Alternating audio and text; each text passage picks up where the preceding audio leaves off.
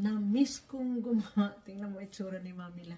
Na-miss kong gumawa ng tocino, pork tocino. Tsaka marami na ito siyang bawang.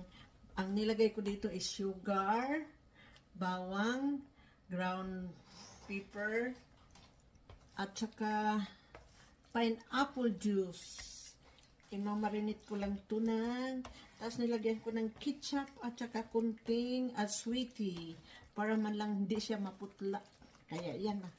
Babalutin ko to tapos ipipreser kasi mas masarap ipipreser kasi matagal na rin akong hindi nakakagawa ng tocino. Ayaw ko kasi bumili. Mas gusto ko yung aking gawa kasi paggawa mo sarili maraming bawang. Kaya yan. Bawang, madaming bawang.